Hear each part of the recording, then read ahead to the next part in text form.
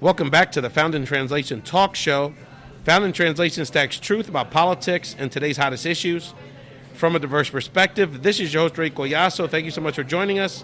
We are, of course, a radio program at WPPMLP Philadelphia, 106.5 FM. And, of course, for my ride or dies, for my podcast listeners, you listen to us all over the country, all over the world, on iTunes and many other social media platforms. But, you know, for some of you, particularly if you watching Facebook Live, you know this is a special occasion because you could see this is a special occasion. We are live from the beautiful city of San Francisco, the historical Haight-Ashbury community, and most importantly, the Parada 22 restaurant, the home of the best Puerto Rican food on the West Coast. That's right, give it up, Parada, no doubt. We're here with a group of friends and activists that you're gonna hear from throughout the show that are not only gonna provide their commentary as concerned citizens. We've already had some political debates about their preferred presidential candidates before we started taping, but also paint you a picture of what this community means to our friends that are present here today, and also what the story of the Latino community in the Bay Area teaches us about lessons around the country. And none of this would have happened, first of all, with the staff at Parada 22, but of course, the man, this very handsome man to my left, who made it happen, a dear friend of mine who I just met in person, but he's my homie. Social media is a wonderful thing. The founder of the Latino Comic Expo and a great friend to the program, Ricardo Padilla. Ricardo, welcome, co-host. Thank you, Ray. Thank you. Welcome to San Pancho, as we lovingly call San Francisco, the Bay Area. Good to have you here at Parada 22. We got our yuca, our frito, mofongo, all just for you, for your visit, so enjoy. No, this place is delicious, and if I end up off camera, it's not just because I want to get our other guests to talk, but I may grab a tostone at some point. It's like 9 o'clock on my body clock, so was on an early flight here from San Francisco, and we have some other guests we're going to introduce in a second. Ricardo, but this is truly a family affair here. Thank you so much, brother, for all jokes aside, for bringing me into your home and your community, and I want to thank your family and our other friends that have joined us today. Ricardo, just share with people where we're at, brother. Not just the restaurant, but this community, and paint this picture for our folks around the significance of us sitting here having this conversation in San Francisco today. Yeah, San Francisco, the Bay Area, La Área de la Bahía, it's a special place, especially for the Latino community. A lot of people don't understand that it's not just, Mexican-American. There's always been a big Puerto Rican community, a big Caribbean, South American, of course, a lot of Central Americans. So there's always been a strong Latino, community. And we're lucky enough here to live in the Haight-Ashbury, and we're lucky that we have a good Puerto Rican restaurant like Parada 22 here. But, there's a good, strong Latino community here, trying to, fight the good fight and keep our culture alive. So, Ricardo, this is I've spent time today in a lot of the kind of famous San Francisco neighborhoods. I was in the Mission District this afternoon. We'll talk about that, what that community is going through in a second, with housing gentrification, but sort of pushing back on that in, I think, some interesting ways. Haight-Ashbury, sort of a historical, from pop culture perspective and different movements, right? It's sort of another historical community. But I don't think a lot of people, even Latinos outside of the West Coast, really know a lot about the Latino history in some of these communities. So can you just kind of share with people, we've been a part of this history for a long time? Yeah, because the big thing this year was the 50th anniversary of Woodstock, and you couldn't have Woodstock without the Haight-Ashbury district. Janis Joplin, Jimi Hendrix, but people forget sometimes that the one that really rocked Woodstock was Carlos Santana, originally from Mission High School, originally from the Mission, and he definitely rocked the Haight-Ashbury in his day. Sly and the Family Stone was from the neighborhood, so. The Latino community has been there forever here in the Bay Area, and the Woodstock celebration is a good reminder that especially a brother like Carlos Santana was there from the very beginning. It reminds us Carlos is one of the few entertainers that's still alive from that movement. It's Carlos has been around. What a treasure to our country. The San Francisco. The other thing that San Francisco is known for, again, from an outsider perspective, is you always hear the same thing. San Francisco is really beautiful, but really expensive. And so that speaks to some of the issues I know y'all are engaged in around housing gentrification, and what sort of the working person and the working Latino's place in the future of this city, because we built this city. I had a Moroccan. I've had nothing but immigrant, whether it was Latinos or Moroccans or Japanese brothers, riding me around all day in various taxis. So we're building the city. We're a big part of the city. It's obviously always been a diverse community, but that issue around that instability and that concern around what's our place here long term it seems like it's happening everywhere, but San Francisco kind of is ground zero for that conversation. Yeah, that's the sad thing is that, just like everywhere else, it's a very tenuous situation. People moved out here because we have like the best taquerias. We have a big salsa dancing community. People love the flavor of San Francisco, but unfortunately, a lot of the tech industry has moved in. And now you got people paying $1,000 to rent a room. So they live with their family, their kids, and they're renting a room in an 8-room house. It's the pressures, the rents are just incredible. And just in the last 10 years, almost 20,000 Latino families have been forced to move out of San Francisco. So that's kind of the sad thing that we see as long-term residents, is that a lot of the flavor, a lot of the Latino, community has been, really under a lot of pressure to be able to afford the city. Because when they come out with the most expensive cities in the world, Paris, New York, Hong Kong, San Francisco is always in the top 3 or top 4. Yeah, and I've been having this conversation a lot with some housing advocates all over the country, particularly in the Southwest and West Coast, around how the housing stability indicator. So if a child has a stable home, whether it's rent or own, but that they live in the same home, they know they're going to live there in 6 months, and there's sort of just these, things a lot of us take for granted in place. That impacts the child's education achievement levels. That impacts their health because of the stress, the quality of life. Thinking about how if you get displaced and have to move 40, 50, 60 miles away from where you grew up, you're not around your friends, you're not around your social network, you're spending a lot of time commuting. Your neighborhood church is, where you grew up is not around the corner. So it's not just kind of it goes well beyond sort of this economic hardship. It really speaks to how we value a sense of community and being together, not being displaced. Displaced is a big topic, right? And we're getting displaced in so many ways, whether it's the obvious ones like immigration, the less obvious but very acute like the migrant, the refugee, the climate change refugees from Puerto Rico and the Bahamas. But this other displacement happening in urban America is very real and is tearing us apart. No, it's true. One of the great things that I was able to witness and that I learned from my wife's family. My wife is a native San Francisco, Puerto Rican. We're going to hear from her. The mouth that roars. We're going to hear from her in a second. Yeah. But one thing I always admired about her family, her father, Puerto Rican, he came over in the 1940s to San Francisco as an immigrant from Puerto Rico. But he was, really ahead of his time, and he was smart enough that in his day he was able to buy a beautiful house on Twin Peaks in San Francisco for $40,000. And it kind of brought that lesson. What would that house be worth now? $1.5 million. Woo! $1.6 million. Okay. But in 19... That's a good investment. And, that's a good lesson. And that's a good lesson for all of us, is that, equity building, being able to, work for your family, buy that property, like you said, stability, generational wealth, passing it on, and that's something that I've learned from her family. Before we get the ladies into this conversation, again, you're watching and listening to the Founding Translation Talk Show, whether you're watching it as a YouTube show, on WPPMLP Philadelphia 106.5, or as a podcast or on Facebook Live. Thank you to our Facebook family for watching. Ricardo, Latino Comic Expo, brother, we haven't talked about it in a while, but that's how we connected. So want to make sure people know how you're keeping the arts thriving.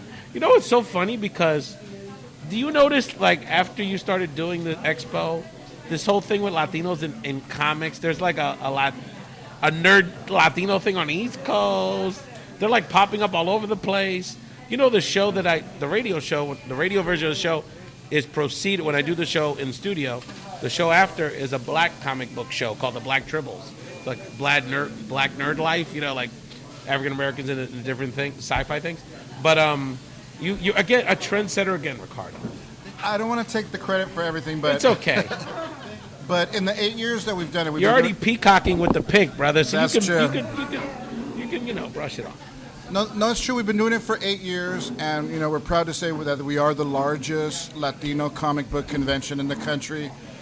Last year was our biggest one yet. We had 80 artists from all over the country, the Caribe, Mexico.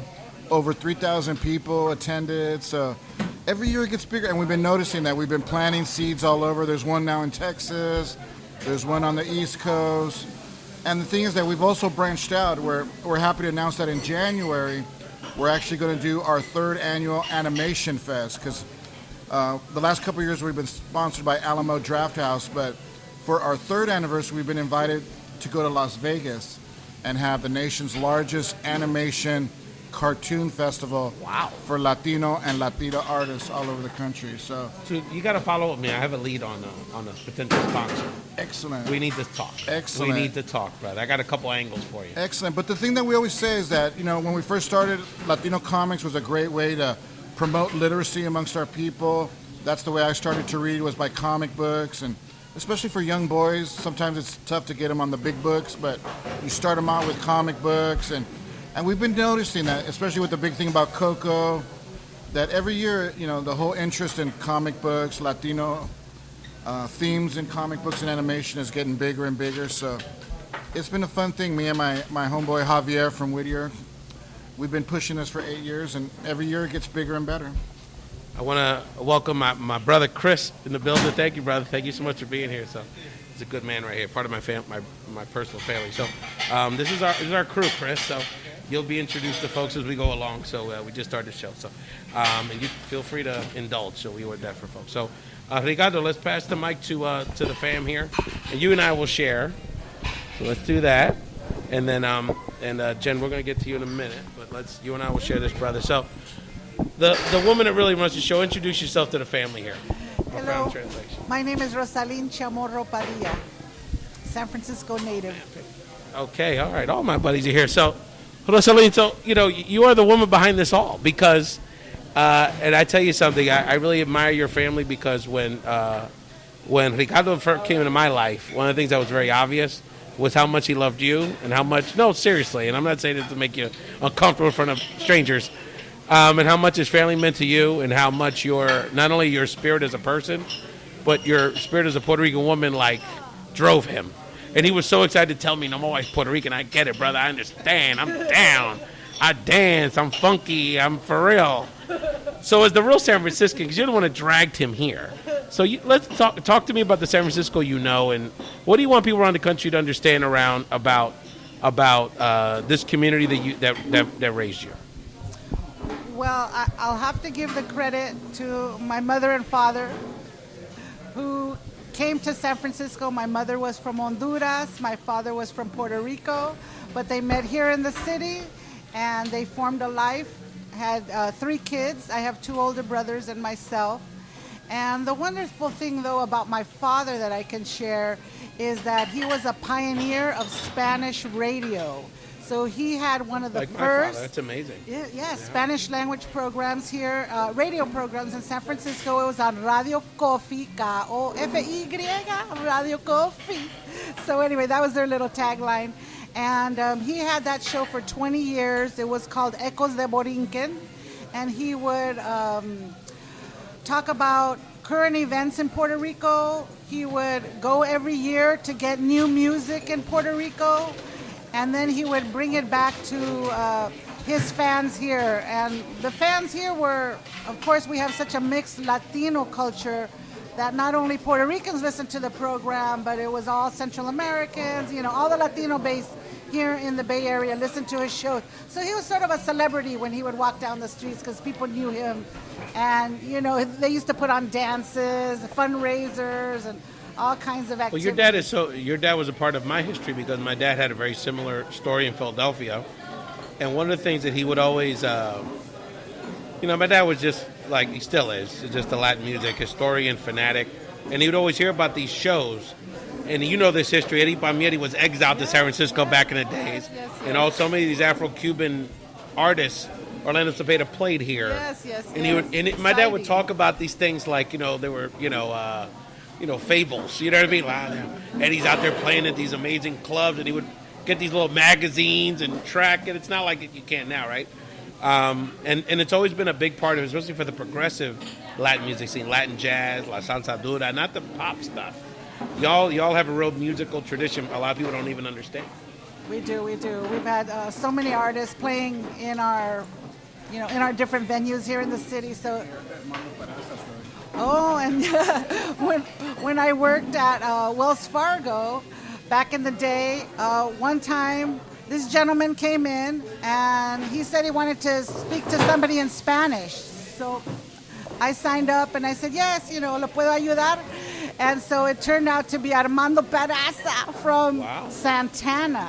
Wow. So the funny thing is that he was, as we Puerto Rican... knows his Ricans... stuff. That Cal Jada reference, man. You got to know your stuff to say that. As we Puerto Ricans and Cubanos, we speak loud, right? Yeah. So they called me, my manager called, she goes, are you okay? I go, yeah, that's our culture, man. We just talk loud, Don't worry about it. Offensive. Yeah. But the other thing is about our Puerto Rican community here is that they were the first ones to start a Puerto Rican social club in the whole United States. So this grupito of Boricuas, got down and dirty and formed their Puerto Rican club. And my dad was one of the founders. So, Rosaline, I'm going to repeat the story, and I might be a little off, but this is the story that was always shared with me and in Puerto Rican academic circles. Okay. So way back in the days, they so that people couldn't organize in the pineapple industry in Hawaii. Yes. They would bring immigrant groups, a small group of immigrant groups from different parts of the world, so that if we're all working on the same farm, and you speak Danish, and you speak Portuguese, and you speak Spanish, and you speak Tagalog, then we can't organize. So a group of Puerto Ricans, and this is before the Panama Canal, right? Okay, so I'm getting the story right, people. So she's co-signing on this. So then there was a boat to the south, a train to San Francisco, and then another boat to Hawaii. And then some of the Puerto Ricans, once y'all got here, said, F it, I'm not getting on that boat. And that's how the community began. Exactly. But we do have a big Puerto Rican Hawaiian community. Because some did go on the boat. Exactly. And that's right. We have a lot Bruno in Mars. the Fremont Union City area, here in the Bay Area. Okay. There's like a big Puerto Rican Hawaiian community. And we were there's some related. that are Those were here. like our cousins, yes. Oh, wow. I didn't realize the cross. That's really interesting. Yes, definitely. You're breaking it down, girl. Give me one more thing you want people to know about your life here. What issues that you're engaged in? I'm going to give you just a mini one. Of course. I'm not rushing you. Spanish thinking No, stop. No, I was just going to say one of the things that we know as San Franciscans, if you know a true San Francisco native, we don't honk the horn. So anybody that honks horns is from somewhere else. So how do you survive? Yeah, we don't honk horns. We just let Can you you do verify what this, you have Chris? to do. Not a lot of honking It's of a horns West here? Coast. We're like suavecitos, we let it happen. If you're taking a long time, it's okay. But we know people are from out of town when they're honking the horn, like, I love this. get out of the way. So that's just a native thing. This is fantastic. Thank Rosie, you're you for sharing. going to be back in this conversation, but I want to, if you could pass the mics over between yourself and Jen, and I just want to reset the table for people. This is again Ray Collazo. You're watching the Found in Translation talk show. And listening to it as a podcast and radio program. I want to thank two other friends that have joined us. Christopher Sharp, who's literally a cousin of my brother. We always see each other in Philly, man. It really means a lot to you here in San Francisco. He's a big shot now in the Bay, so he graced his presence. My homie Pedro Silva is in the corner. We're going to bug you in a second. Pedro's a labor organizer and another very good man and a great friend. So thank you for Pedro for gracing your presence. Ricardo, remind people again where we're at here in San Francisco. This is the best Puerto Rican food in the West Coast, I hear. Yes, we are here in the heart of the Haight-Ashbury here in San Francisco, just a couple steps away from Golden Gate Park at the famous Parada 22, best Puerto Rican food on the West Coast. You know, you got a real Puerto Rican spot that has pastelón on the menu.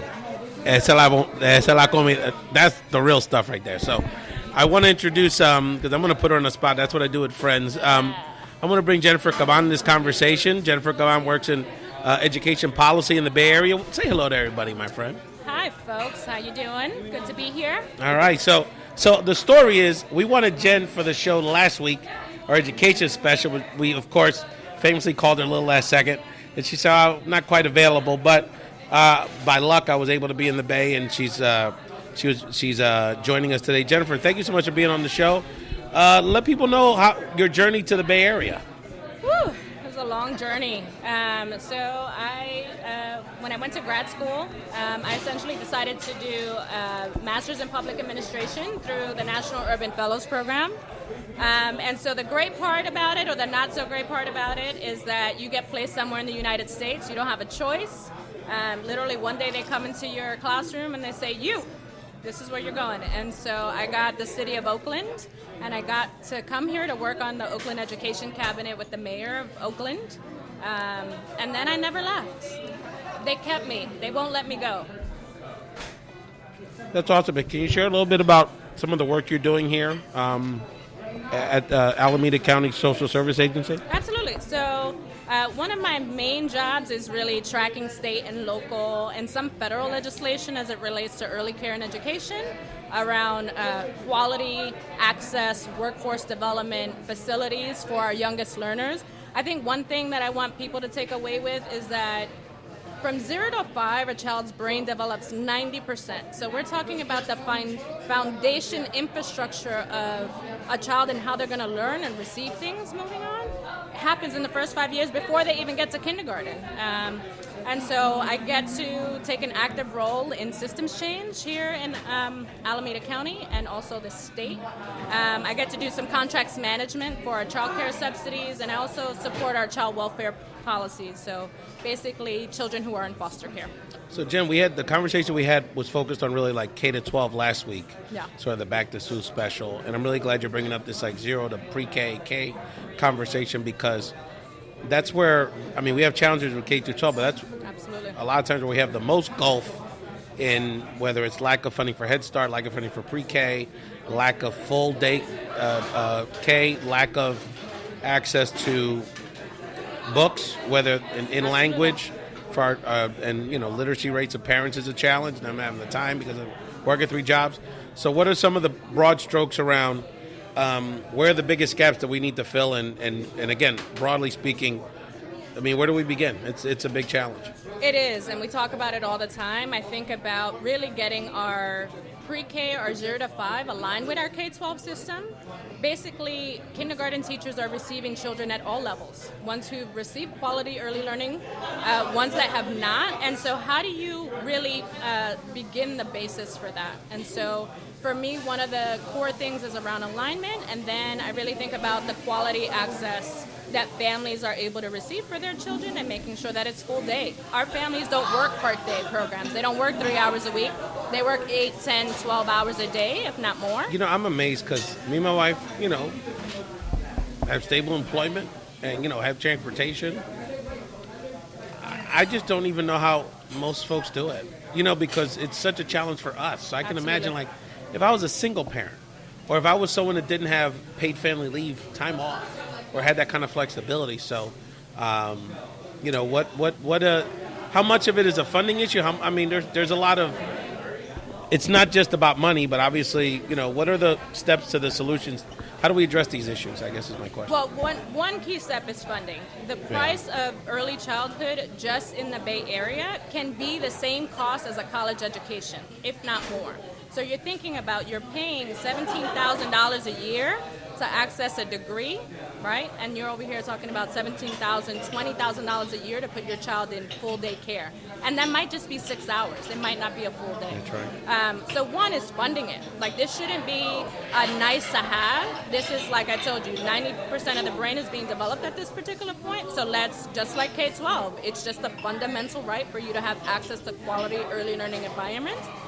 So that's one. Our workforce, especially in the early years, is not paid. There's some in family child care homes, they make $7 an hour. When you come to, like, down to the hourly rate, can you live on that in the Bay Area? Like, I make a decent salary working for government, and I'm wondering, like, how I'm going to make it day to day. I'm like one paycheck away from being unstable myself, right? So think about a family of 4. Our federal poverty level hasn't changed. So I think about access, I think about the quality, making sure that our educators have professional development available, that they're learning about trauma-informed practices. The fact that our children have to learn drills for active shooter situations. I recently just saw a photo of a young girl who was posing, and when her mom asked her, hey, why are you posing that way? She's like, oh, I learned this in school during our practice. And I was like, this is a little girl. Like that breaks my heart. So making sure that our educators have the proper supports, and then making sure we have spaces and places. So housing is not just an issue for families, but also for where our children are going to learn. So that's why I always Talk to me, brother. I always say that I always light a candle for my mom and then my mother-in-law, because basically our kids survived because they had that Latino daycare. Just send them with the abuelitas. They learn Spanish. Abuelita will keep them safe. They learn discipline. Yeah, they learn discipline.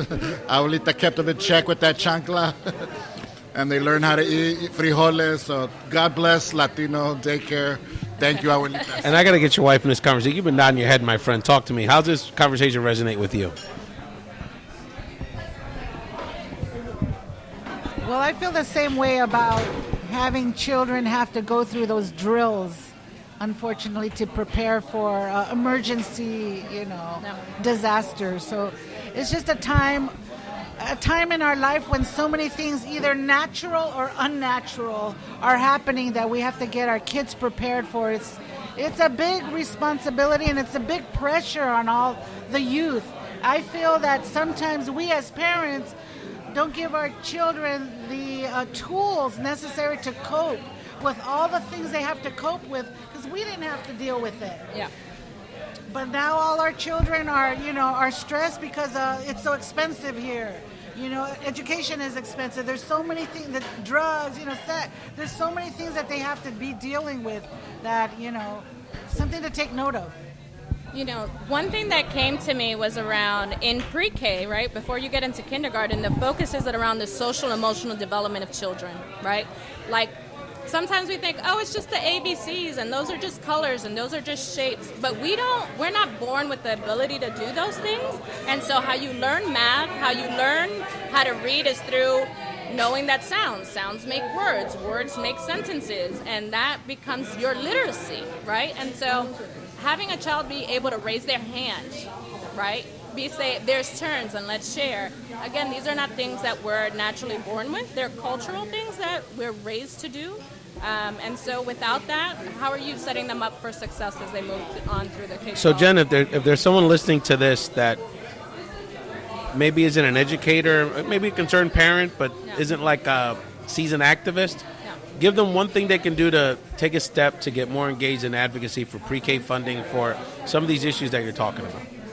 So one of the things that I really think about is that this is an economic development issue. I don't think of it just as education or just like little kiddos getting access to play blocks or safe spaces.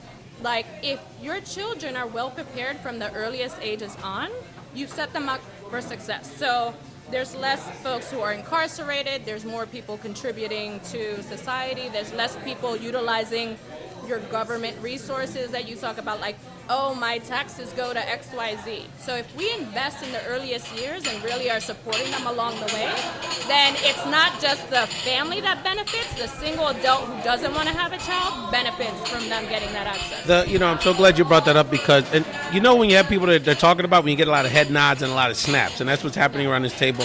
You're listening to Jennifer Caban here talk about the importance of funding and supporting early childhood education in our community.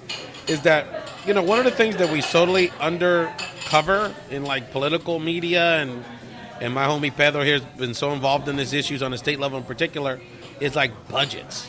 And, we talk about, like a lot of the, there's a lot of talk that happens with politicians, but the bottom line is, how do they fund these issues you're talking about? So if you continue with funding inequities by zip code, then by rights, you're going to have an unjust, inequitable society. And we don't have to get into the ridiculousness of our current federal education secretary, who just continues to deny people the student loan, deferments, and is totally open to gutting her own department from the federal budget. So people would say what they want, but the bottom line is about what is getting funded. And we have the money. We just did a $1 trillion tax cut for pretty wealthy people. If we wanted to fund it, we could. And and we can debate how we get there, and tactics and ideology, but it's not a lack of resources potentially. It is about the will. So, and again, you're listening to Ray's Found in Translation talk show. We're passing around sangria. We're passing off sangria. And if we could get Pedro, you still on that phone, brother? I want to get you in this conversation, my man.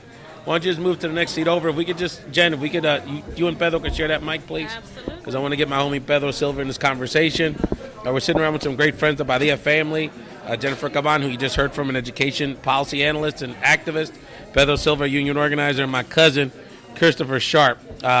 Ricardo, we should, before we get Pedro in this conversation, 9/11, brother, 18 years. 18 years. How was it that day on the West Coast? It must have been, it's a different experience, right? Being, Yeah, like everybody says, you always remember, where you were on that day. I remember my mother-in-law was, she was very, very affected by it. I think amongst the older generation, too, they never thought something like that would happen. And it was just a very traumatic thing. My children were small at that time. But the one thing me and my wife always remember is that we kind of had a feeling that things were going to change, that it didn't seem like 100% right. We thought this is going to create a change in the country, and we didn't foresee these changes that were going to come because, a lot of individual rights, a lot of, backlash, a lot of, scapegoating came on. Because, I think that was really the beginning of the scapegoating of, for example, the Latino community, the immigrant community. I think people still are afraid and are looking to point fingers. And, in other times it was the Japanese internment, the Chinese Exclusionary Act, what they did to the Puerto Rican, community. But now I think it's really strong on the Latino, side. And it's been an amazing 18 years. I know, Jen, you're the New Yorker here. I know can't be a New Yorker without being impacted by it. And, obviously me being on the East Coast, we had a lot of friends and family still traumatized, still dealing with the aftermath. You have any thoughts you'd like to share? Sort of 18 years after 9/11? Can you just pass it? It was such a surreal moment for me. My dad actually worked as a train operator for the MTA. And so I was actually in Binghamton University where I went to undergrad. Bingo. Yeah, bingo. Yes. Well, my brother went to Syracuse, so I know the terminology. I got another story in Syracuse. Oh, but, yes, please share. So I remember I was in a sculpture class, and there was some kid who just said, and we called him the crazy kid in class, and essentially he was like, a plane flew into the building, and we're like, he's just talking crazy mess. And I remember going home to my hermana's house. I'm in a sorority, and I just could not get in touch with my dad. I could not get in touch with my high school sweetheart. And it was just like call after call. And my dad is a veteran. He ended up going to downtown Brooklyn area to go to a doctor's appointment. And man, those few hours of just trying to locate him. So this morning when I saw all the posts going on about 9/11, I just felt like a sadness. There wasn't anything. I was like, I don't want to see it. I can't do it today. No, and we'll never forget, and it means a lot to our community. And you're right, Ricardo, it changed our country forever. You talk about money, and we could debate the tactic, but the core reason we have this budget deficit is the investment and the spending on these endless wars in the Middle East from that day. And I tell you that I had to. That week after was day to day for me the most discrimination I ever felt, because I think so many a lot of white people thought I was Middle Eastern or Muslim, so that was that I got that sense that was the color fear, or that was the fear. So, seeing something that I think black people and other darker skinned Latinos get on a more daily basis, so it was a painful lesson for me. Pedro Silva, my man. So good to see you, brother. Introduce yourself to the family here. How you doing? I'm Pedro Silva. I'm currently an organizer for SAU Local 1021 here in the Bay Area. We represent workers from all aspects, from education to public health to higher ed, and that's currently what I'm working on right now in the higher ed education piece. So Pedro, you're a professional organizer, brother, so school us, man. So tell us, let me ask you this, that there's a lot of people that listen to the show, that like the show, that want to get more involved, but they got a lot going on in their life. And so I think that a lot of times people are challenged by how can they contribute to the issues that they care about, and there's so many issues. So talk to those folks around how they can, any thoughts about how they can make more of a difference and support some of the things that you're working on. What I think in labor, if you already belong to a union and are currently working in a place that has a union, I think the first thing you should do is reach out to your shop steward, and your local elected officials from the union. And there's always opportunities. I think the way we all got involved, not just with labor, but with social justice, somebody came and asked us, right? Somebody has invited us to a meeting. Somebody asked us to come and give their thoughts on it. So it takes a simple just of asking and going out and trying to find that knowledge. So I say for those who already are unionized, is get involved, and every little bit helps, and it makes us a stronger union when its membership is active. I always tell our members that organizing union is the easy part. Enforcing our contract is the hard part. Making sure that employer is accountable to what they agreed upon. For many of our cases, many of our members, all this time, they are always held accountable, but there's never an equal accountability to upper management. And this is an opportunity where everybody is accountable. We're accountable to the work and to our employer, and the employer is accountable to the union members and the contract they agreed by, and to follow that contract.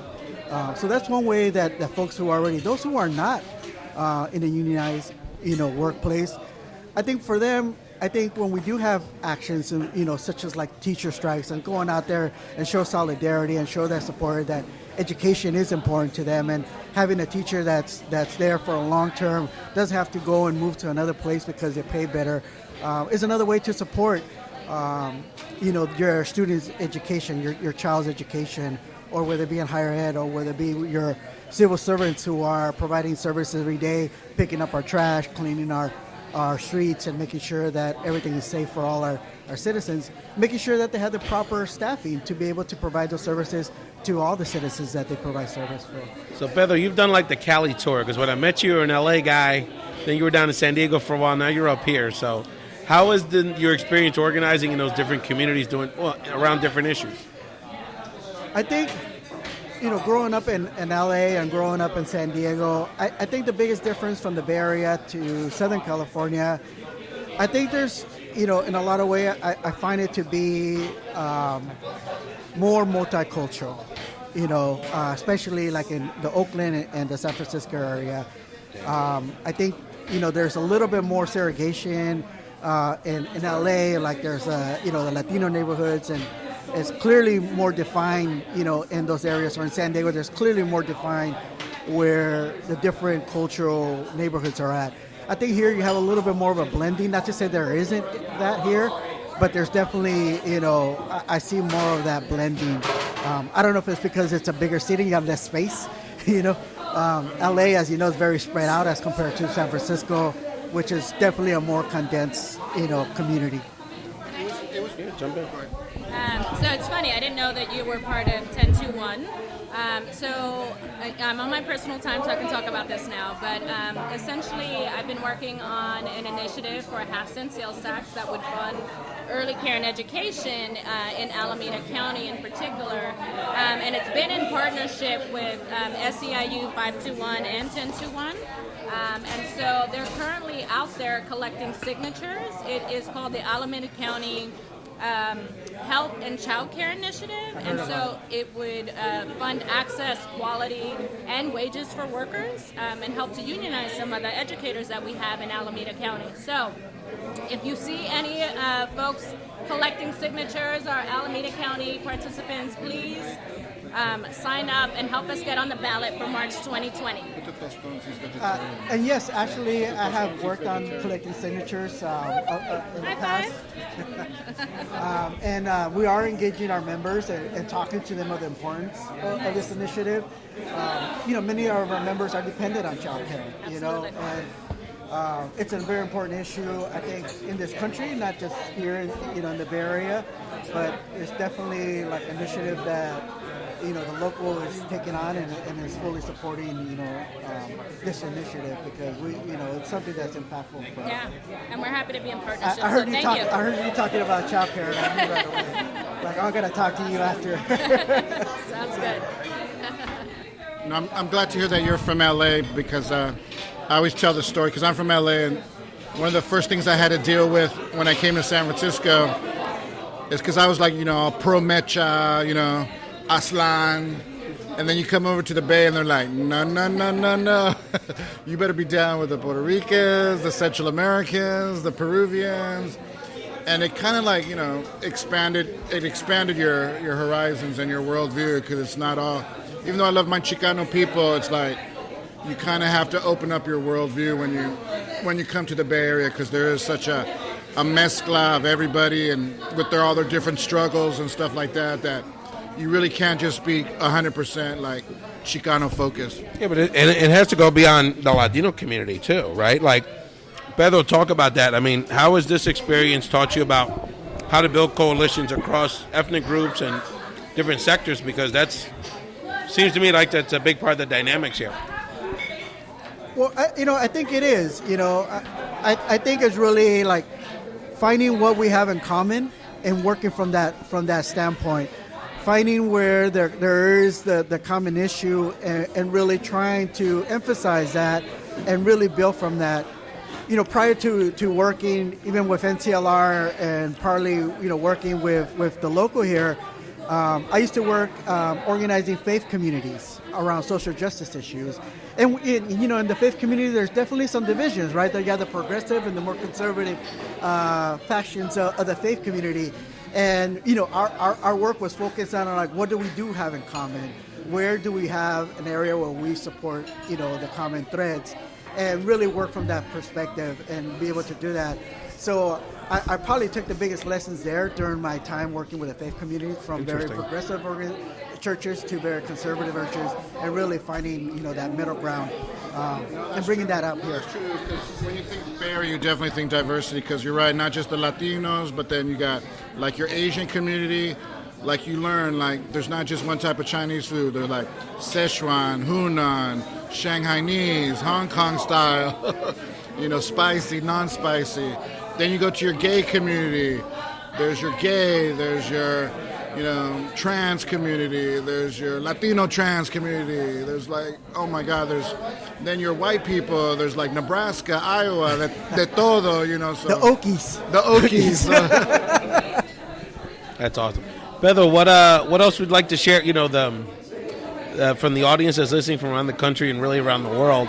What else would you like to share about what's happening in San Francisco and in the Bay Area, really, because it's Oakland and this whole community, that you think it's important that we should be thinking about nationally?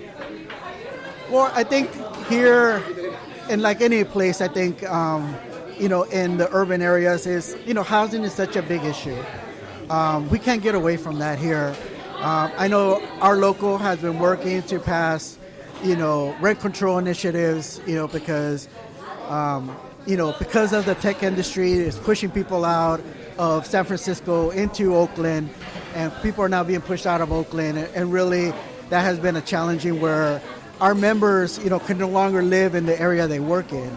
And that's very important for us, is that we want our members to live in the areas that they serve. We want our teachers to live in the area that they serve. We want our child care providers to live in the area they take care of children. We want our police, our law enforcement officials, ideally, right? So I think that is one of the arching issues, I think, that is happening here. That's also happening nationally with the urban communities that are growing every day and pushing really poor working class people out of the communities that they grew up in, and unfortunately you see that, in LA when they're moving into like Riverside, San Bernardino, San Diego folks moving to Riverside, San Bernardino. You see that here, people moving to Stockton and having 2-hour commutes. That's the norm here now. A 2-hour commute is very normal, which might be crazy for folks who are not living in an urban, in an urban setting, Yeah. I was organizing in Central Valley and they thought, a 30-minute commute was crazy, And well, I remember you used to make a long commute for our job back in the days. You had yes. a little commute for a while. So, I mean, that's a challenge. I don't know if you have any thoughts on that. That came up. I got some housing information not too long ago, literally a few days ago, where a little closer to you, Alameda County essentially had one of the highest rates of people moving out of the county. And essentially 13,000 people per year are leaving the area because they can't afford. And we uplift San Francisco, which has absolutely an astronomical cost for housing, but Oakland and a lot of the areas around there have seen such a large increase where I consider myself lucky to be in a rent-controlled building right now, because when I first got here, it was like, it's not horrible. But everybody's like, is Oakland safe? And now they're like, oh, Oakland's beautiful. And there's all these, the skyline has changed in just the 8 years that I've been here, which is blows my mind every time. Yeah, we're gonna you listen to Jennifer Caban, Pedro Silva, and the Padilla family here on the Found Translation Talk Show and podcast.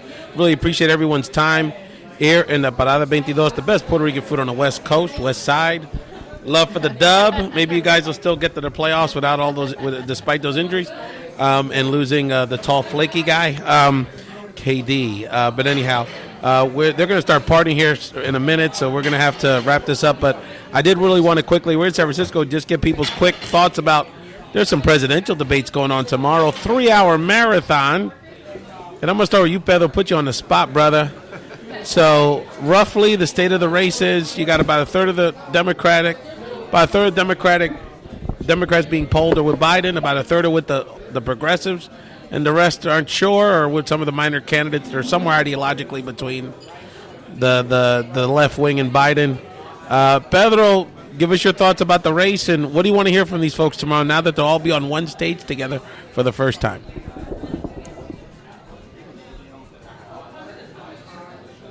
I think what I want to hear mostly from these candidates is how are they going to heal this country? Based on what our current president has really divided and created a lot of racial division within our communities. How are the candidates going to address that issue? This is a country right now that's pretty beaten up, and I really want to hear how they're going to be addressing that, and look at really how they're going to end systematic racism here in the United States. Really good point. Jennifer Caban, we haven't heard much about education. So we're crossing our fingers that we'll hear something about education tomorrow. But generally speaking, what do you want to hear? And I guess my bigger question is, how do we get them to start talking about education more in this campaign? Because we're doing a lot of, instead of talking about the future and what we need to do now to get ready for the future, it's a lot of cleanup job stuff, and it's really frustrating. It was funny because when you were talking, it literally was like, yeah, we need some people to have some bold conversations and be willing to put it on the table, because we're not going to heal unless that happens. And so when I think about it, healthcare is certainly a big issue. Democrats need to just be there. Stop playing the safe route, because we keep playing that and we keep losing to it, right? And at this point, I don't even think it's a Democratic and Republican issue. It's bigger than that. And so, I'm just waiting for the candidate to show me that they're willing to have the tough conversations and sit the people down that don't necessarily think like them, but are willing to work on the issue together. Jen, really quickly, anything else you'd like to share with our Found Translation community, and how can we support your work? Well, like I said, we have this initiative in Alameda County, so we're definitely looking for support for our health and child care initiative, so those signatures are great. And just remember that this is not just a family issue, that this is an everybody issue. We are not voting well in the world in terms of our workforce, and so companies keep bringing people and rising rents because they can't find local talent, and so we need to nurture that. And so that's talking about economic development. All right, Mrs. Padilla, you're going to get the final word if we get past her the mic. We had a really interesting conversation off mic about your former DA, your local senator, is running for president, Kamala Harris, and just your thoughts about her, one of your local political leaders running for president. How do you think she's doing, and your thoughts on the race? Well, in the Padilla family, we are big fans of Kamala Harris. Kamala getting some love. She's a Berkeley girl, person of color, down home. The first debate she was really great in, And so we're just rooting for her. She is the person that can go up against Donald Trump. Certainly the best debater in the group. Definitely. She'll be an attack dog. What should people that don't, a lot of people are just getting to know her. They know she's bright. They know she's brilliant. They know she's a good prosecutor. But a lot of people, to be honest, don't know too much. What should people know as someone that's followed her political career for a long time? What should people know about Kamala as they're getting to know her and making their decisions? Well, first of all, she would correct us right now because her name is to pronounce Kamala. I knew I was going to get the beat down on that. I keep messing that up. Don't mess with Kamala. I know, Kamala. No, but we're just rooting for her, hoping that she can, rise to the top amongst the other candidates and show the nation what she's capable of. She really is a brilliant, smart, great individual. I want to give a shout out to Julie Chavez Rodriguez, who I know, Pedro, you've worked with in the past. Of course, people know that's Cesar Chavez's granddaughter. That's one of her co-chairs of her campaign. Worked in the Obama administration, great activist in her own right. Well, I just want to thank the Padilla family, first of all. We wouldn't be here without you. This has been so special. I know Puerto Ricans kind of say this a lot, but we're family, dog. And again, I had forgotten we had never met in person, Ricardo. It was so odd, the dynamic, because it's like we have that connection. And of course, one of your daughter was here. She's been fantastic. She's a Bernie supporter. Let's also note it is a mixed status family. Let's note that those strong Latinx millennials, they got their own opinions. It's amazing how that works, Ricardo. But your son, of course, is a fellow Columbia Lion. I love to get to meet him one day, and I know he makes you all. Both of them make you very proud.